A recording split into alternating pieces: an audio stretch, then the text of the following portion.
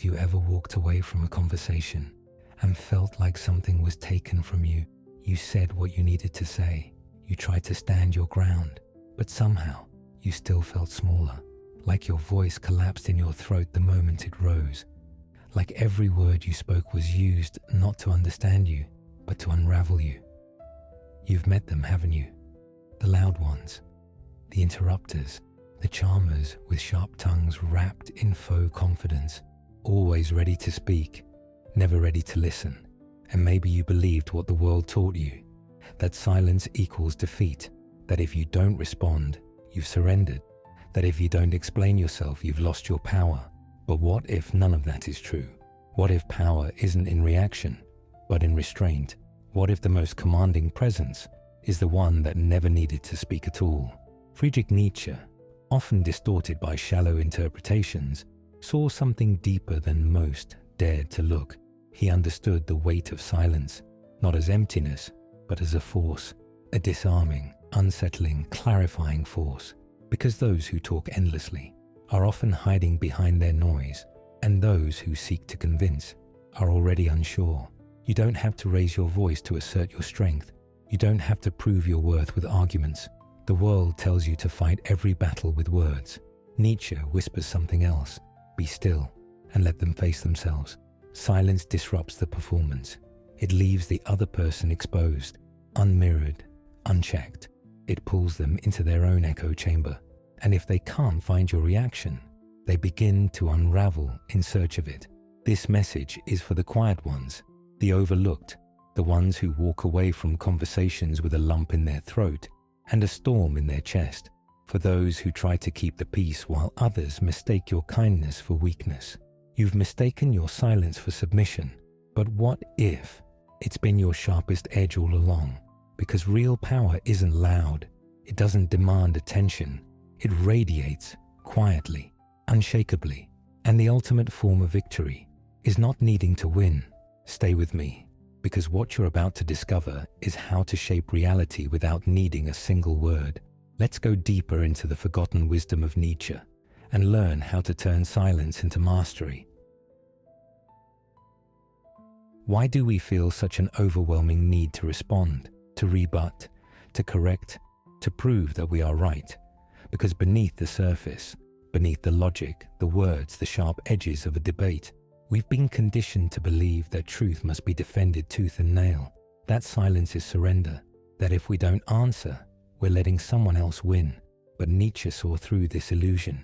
He recognized it as a symptom of something far deeper and far more fragile, the fear of appearing weak.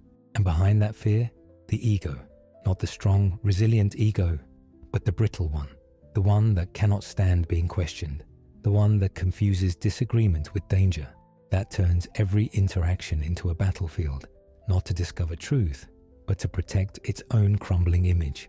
Nietzsche understood that most people don't argue to uncover wisdom, they argue to win, to reaffirm their beliefs, not because those beliefs are unshakable, but because if they aren't constantly reinforced, the whole structure might collapse.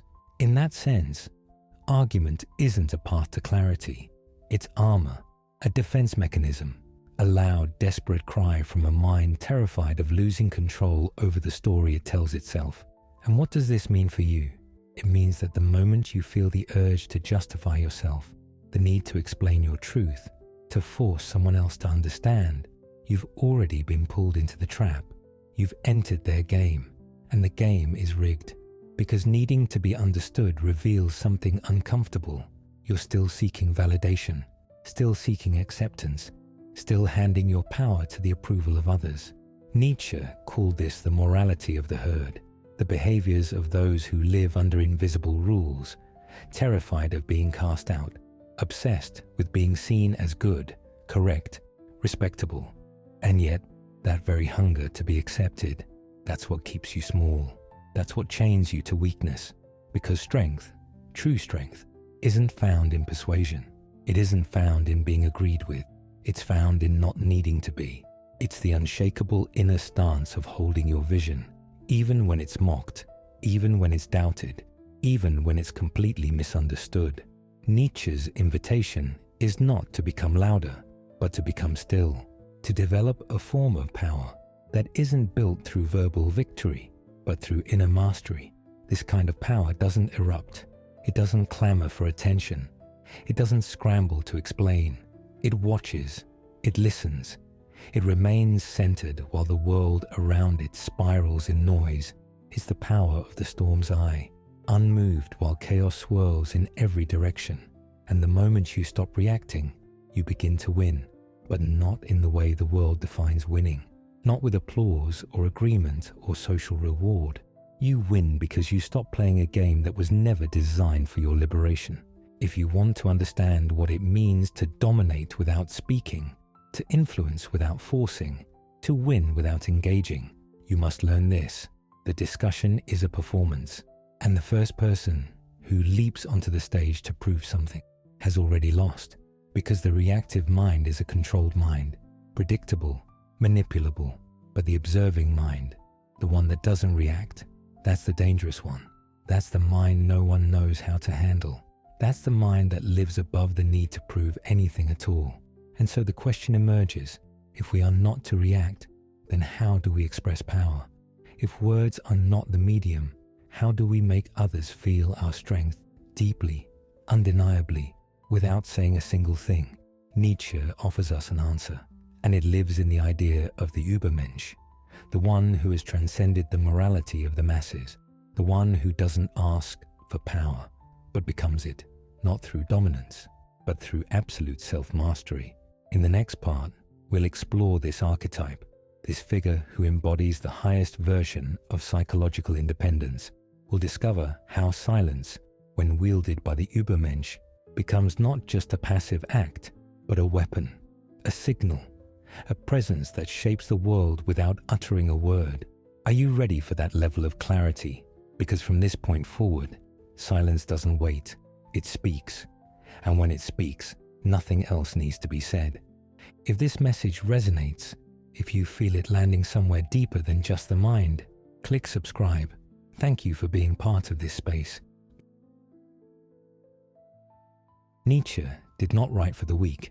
He wrote for those rare few who have the courage to turn their gaze inward, to confront their own shadows, their hidden misery, and transmute it into strength. His words were not meant for the compliant, the comfortable, or those desperate for applause. They were for those willing to tear away the masks imposed by society and walk alone, not as outcasts, but as creators of new meaning. In his eyes, the average human lives bound by convention, morality, and the never-ending hunger for validation. But beyond the crowd, there exists another type of being, dangerous, sovereign, free, the Übermensch, the overman. And what defines him most isn't his noise, but his stillness. The Übermensch does not live in reaction to the world. He reshapes the world in his own image. And the most extraordinary part? He does this quietly, with precision, with control. He has no need to prove himself in debates, nor does he engage in the emotional games others use to dominate social spaces.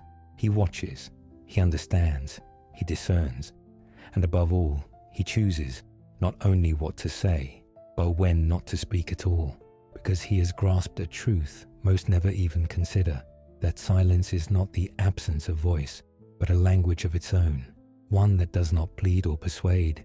It imposes, it asserts, it disrupts. The silence of the Übermensch is not empty. It is a warning, it is pressure, it is the sound of absolute self-mastery. While others raise their voices to be heard, he commands with a glance. While others explain, defend, unravel, he remains still, and in that stillness reveals more than any argument ever could. His silence becomes a wall, and those on the other side begin to tremble, wondering what lies behind it. And in their unease, they speak too much, reveal too much, lose control. They fill the void with their projections, their fears, their insecurities, and that is precisely when they lose. This silence is not passivity. It is the highest form of discipline. It is the conscious withholding of energy, a strategy, because the Übermensch understands that every word spoken is a move on the board, and every emotional reaction is a crack in the armor. That is why he does not react, not because he is weak, but but because he has already won. He does not need to be understood. He does not need to be accepted. His presence alone is enough, and it unsettles. It unsettles because it forces others to confront the noise within themselves. In a society addicted to noise, to attention, to validation, those who master silence become kings. Nietzsche saw the Übermensch as someone who writes his own values, invents his own morality, and refuses to be chained by the approval or disapproval of others. That is why he is feared, because nothing is more threatening to a world built on control than a man who cannot be manipulated by guilt, fear, or the need to belong. His silence is not withdrawal. It is resistance. It is clarity. It is armor. And when he finally does speak, it is not to participate in the noise. It is to dismantle it. His words are not for winning arguments. They are for toppling empires.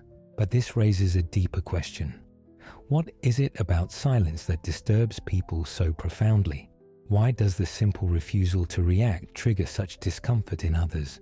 What does it awaken in the mind of someone expecting confrontation, only to find a vast, echoing absence in its place? The answer is not rhetorical, it's psychological. And that is where we are going next. Because if you truly want to understand the power of silence, not just as a tool, but as a force, you must first understand the chaos it stirs in others. And trust me, it runs far deeper than you think. Silence is not just the absence of sound, it is a mirror, and what it reflects back is often unbearable. When you choose not to react, you aren't merely withholding your words, you are shifting the entire dynamic. You are forcing the other person to hear their own voice echoing back at them, to confront the full weight of their own arguments without the comfort of distraction, deflection, or denial. And that alone can be profoundly destabilizing, because most people do not speak to express themselves authentically. They speak to protect their sense of self, to convince themselves, to hide the uncomfortable gap between the mask they wear and the truth they cannot face. And when you don't respond, that mask begins to slip, their armor begins to crack. What they've been trying so desperately to control starts to unravel in the presence of your silence. Social psychology confirms what Nietzsche understood intuitively, long before the research existed. In confrontational settings, silence is perceived as judgment. It doesn't matter if you're just listening. The moment you do not respond, the speaker begins to feel exposed, vulnerable, unanchored. Why? Because without your reaction, they lose control over the emotional terrain. The human brain, conditioned for survival and social validation, starts to panic. The amygdala, the brain's fear center, fires, anxiety floods in, and the person across from you begins to project their own insecurities onto your stillness. Is he judging me? Does she see through me? Did I say too much? That uncertainty creates a psychological void, a pressure, an invisible tension. And in that space, your silence becomes a blade, unseen but deeply felt. This is the weapon most never learn to wield, a presence so quiet it becomes deafening. Nietzsche saw the average man as enslaved to his reactions, impulsive, fragile, easily baited by emotion and the need to be seen. They lash out not from strength, but from fear. They speak quickly, not out of clarity, but from the terror of being forgotten. The Übermensch, the superior individual, chooses silence not because he has nothing to say, but because he understands the value of what is not said. Every word given is a potential vulnerability. Every emotional outburst is a map showing others where to strike. Mastery begins where reactivity ends. And for manipulators, silence is their unraveling. These individuals depend on emotional feedback loops. They provoke to control. They bait to extract power. But when you don't react, when you simply stay grounded and still, you break the loop. The manipulator flails. Their tactics fall flat. Without your emotional participation, they have nothing to hold on to. And in that vacuum, they reveal themselves fully, desperately. The cracks show, the performance fails. Their entire structure of control collapses under its own weight. But it goes even deeper than strategy. Silence doesn't just frustrate others, it triggers their hidden wounds, rejection, abandonment, shame. Suddenly, they are reminded of moments when they were overlooked, unimportant, invisible, and that is something the narcissistic ego cannot tolerate, because to a fragile identity built on external validation, silence is death. It is the proof that their words hold no gravity, that their presence leaves no mark, that they are not at the center of your universe, and that realization cuts far deeper than any insult ever could.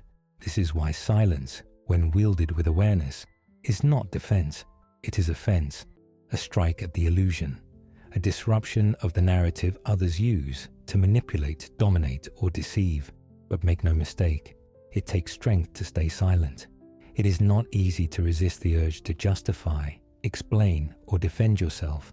It is deeply uncomfortable, not just for others, but for you, because it goes against everything you've been taught. The impulse to speak up, to fix things, to be understood, it is primal, but to sit with that discomfort, to hold the silence even when your instincts scream to fill it, that is where true power begins. Mastery demands that discomfort, because mastery is not found in how well you argue, it's found in how well you hold your center. Now that you understand how silence affects the mind of the other, how it unsettles, exposes, and disturbs, it's time to go deeper, to stop merely observing, and to become someone who uses this power with intention, with clarity, with strategy. In the next part, you will learn how to weaponize silence, how to win any argument without saying a single word, and once you master that, no one will be able to control you again. The time has come to stop merely understanding the power of silence and start wielding it, because knowledge without application is nothing but hollow theory, useless, detached. From this moment on, silence is no longer your shield.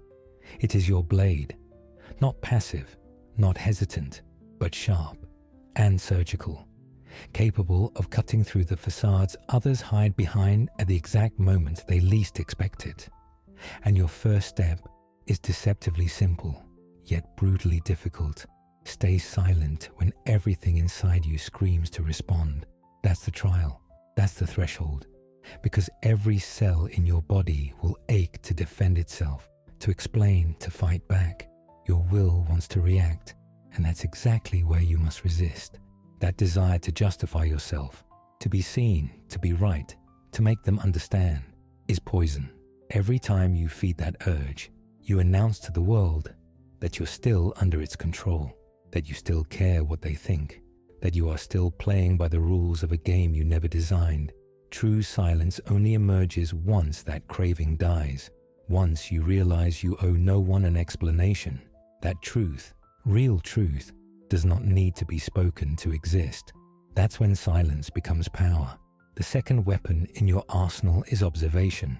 While others speak, flail, over-explain, try to dominate the space with noise, you listen, not as someone waiting for their turn to talk, but like a predator listens in the woods. You listen for weakness, for hesitation, for contradiction. You hear what they don't say. You read the tremors beneath their voice, the arrogance that masks fear, the overcompensation of someone trying too hard to appear certain. And you don't pounce, you don't strike, you wait, because when you do speak, if you speak, it will be with surgical precision.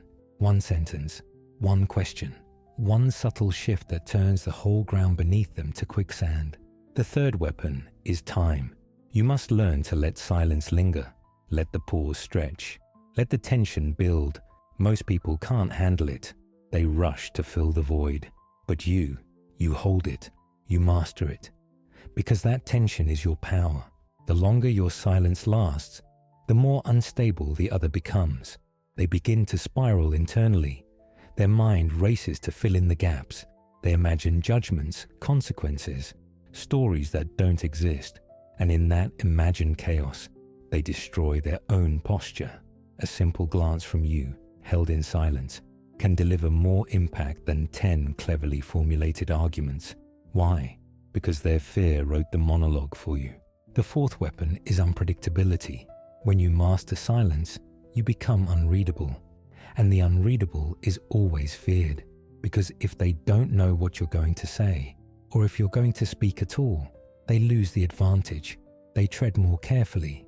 They second guess every sentence. You invert the power dynamic. No longer reactive, you become the gravitational center of the interaction. People adjust around you. Their rhythm bends to yours. At this stage, silence is no longer interpreted as absence. It is felt as pure dominance. But here's the critical distinction. Do not mistake this kind of silence for passivity. Nietzsche never glorified inaction. He despised cowardice dressed as restraint. The silence we speak of here is not born of fear. It is not avoidance. It is alive, tense, deliberate, vibrating with intention. You are not withholding because you're unsure. You are holding back because you've already chosen your position. And when the right moment comes, when the silence has done its work and the space is ripe, you speak. Maybe only once, maybe just a phrase, but that phrase will collapse everything. Not because it's louder, but because it's undeniable. But now, we arrive at something even more delicate, because up until now, we've explored silence as a tool for strength, for strategy, for dominance, for influence. But not all silence is strength. There is another kind, far more common and infinitely more dangerous. There are moments when the silence you hold isn't a choice, it's a wound. It's not the mark of a master. It's the cry of someone who doesn't even realize they've been subdued. You think you're being peaceful. You think you're keeping harmony. But the truth is, you may be losing yourself in the name of avoiding confrontation. Some people aren't debating with you. They're using you, manipulating you, quietly building control over your life while you mistake your stillness for balance. Every time you don't speak up when something violates you. Every time you smile to keep the peace while your boundaries are being breached. Every time you tell yourself, it's not worth it. You give a little more of your power away. No argument, no confrontation. Just the slow erosion of your authority day after day. And this is where the darkest truth lives. Not all silence is power. Sometimes silence is a cage. Sometimes silence is the echo of a soul that no longer believes it has the right to speak. And Nietzsche knew this too. He saw how often society breaks people in quiet, subtle ways, not through force, but through conditioning, through guilt, through shame, through the lie that keeping quiet is always the higher path. But it's not, because while you believe you're choosing peace, someone else may be building an empire on your silence, and they know it. In the next part, we will expose that illusion, the silence that masquerades as strength while quietly destroying you. We'll explore how to reclaim your voice without ever losing your power, because the final form of silence is not absence, it is presence, and presence, true presence, cannot be controlled. Is there anything more perverse than being silenced? Yes, it's being conditioned to believe that silence is your only option, that swallowing your anger, conceding in arguments, and avoiding conflict at all costs somehow makes you mature. That saying nothing is a mark of wisdom, that calm equals control. But what if that's not wisdom at all? What if it's a beautifully wrapped trap? What if the silence you've been taught to uphold is not balance, but surrender dressed in virtue? Nietzsche saw through this facade with terrifying clarity. What you call peace is often nothing more than domesticated defeat. You've learned to suppress your instincts, to mute your truth, to choose silence, not because it empowers you, but because it's what they trained you to do. Look closely. Have you noticed how some people take advantage of your calmness? How your ability to listen, to de-escalate, to avoid confrontation has quietly given them a license to dominate. They push their opinions forward, impose their narratives, take up space, your space, while you shrink inward and tell yourself it's not worth the trouble. You rationalize. You convince yourself that keeping the peace is the higher road, that silence is strength, that it's all not a big deal. But it is. It's a very big deal, because behind that false harmony is a silent cost, and you're the one paying it. And the worst part? They know. The people who exploit your silence, they count on it. They know you won't react. They know you'll bite your tongue. They know you'll endure. Nietzsche called this the morality of slaves, a system of values crafted by the weak to survive under the boot of the powerful. It is the morality of guilt, of humility, of meekness, a moral code that teaches you to erase yourself while patting yourself on the back for being so good. It teaches you to conform, to be kind, small, agreeable, and to feel virtuous for it. But nature, real nature, didn't write its laws for the submissive. It wrote for those who dare, for those who look around and realize they are being used, and then choose to stop participating in their own suppression. Because when you accept this kind of silence, the silence that swallows your truth, that suffocates your voice, you are giving away your power without even knowing it. You're not quiet. You're vanishing. You're being sculpted by the needs, expectations, and demands of others. You stop being yourself and become a mirror for everyone else's comfort. And that is the exact opposite of Nietzsche's will to power. Because the true will to power isn't about dominating others. It's about dominating yourself. It's not the loudest voice in the room. It's the one that no longer needs to prove anything to anyone. It's the voice that whispers internally, "I owe no one my energy."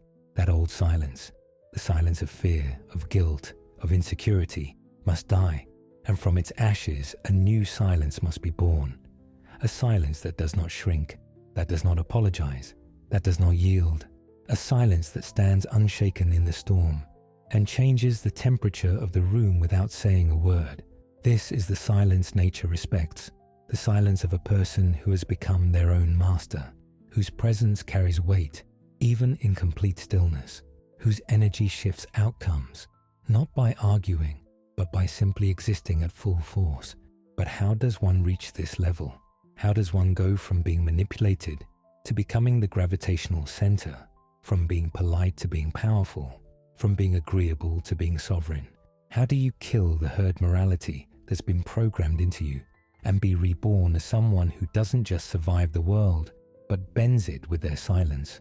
The answer lies in the most formidable figure Nietzsche ever gave us, the Übermensch. We've spoken of him, we've studied him. Now it's time to step into him, to embody what he represents, because the world doesn't need more voices shouting to be heard. It needs people whose silence echoes louder than any scream. In the final chapter, you will discover what it truly means to become this new kind of human, not controlled by guilt, not driven by approval, not silenced by fear, but ruled by presence, anchored in power, and ready to reign without needing to speak. We have reached the final point, and now I need you to understand something, not intellectually, but with every part of your being, with all the clarity your soul can hold. Silence is not absence. It is not emptiness. It is not a pause between words. True silence is presence. It is the mark of self-mastery. It is the moment when you are no longer reacting to the world, but shaping it, effortlessly, simply by being. Nietzsche never wrote for those content to survive. He didn't speak to the agreeable, the well-behaved, the ones who nod and shrink and call that peace. He wrote for those willing to transcend, for the rare ones who dare to tear the masks off, even when it burns, even when it costs them everything they used to believe about themselves. He wrote for those who want to remember who they are beneath all the noise. The silence of the Übermensch is not the silence of submission. It is not the silence of those too tired to speak. It is not the silence of the oppressed, nor the coward. It is the silence of the warrior, the one who has already won before the first word is ever spoken. It is the stillness of a being who no longer needs to prove, who no longer asks for permission, who does not need applause to know his worth, because he already knows what he deserves. Now, look at your life. How many times have you remained silent not from power, but from fear? How many times have you chosen calm just to avoid conflict? How many times have you let others speak for you, decide for you, walk over your truth while you swallowed your voice? Enough. Nietzsche would say, to live this way is an insult to existence itself. To accept this kind of silence, This learned helplessness is to participate in your own disappearance. It is self-betrayal wearing the mask of maturity. But from today onward, your silence must change its tone. It must no longer be an escape. It must become a force, an invisible roar, a line drawn in stillness, a declaration of your boundaries, even if no one understands them. Because who you are doesn't need to be understood. It needs to be lived. And that requires courage. Do you have that courage? Then say it out loud or write it below. I choose the silence that commands respect, not for me, not for the algorithm, but for you. Because in speaking those words, even silently, you affirm your shift, you claim your presence, you declare without explanation that the game has changed. Because words still hold power, especially when they speak of silence. And don't stop here, you're not done. The next video isn't optional, it's the continuation of everything you've just begun. It will take you further. It will stretch your mind, sharpen your will, and deepen the silence within you. Watch it, not for me, but because you deserve to go beyond. And always remember, the weak shout, the strong remain silent, but the wise, they choose when.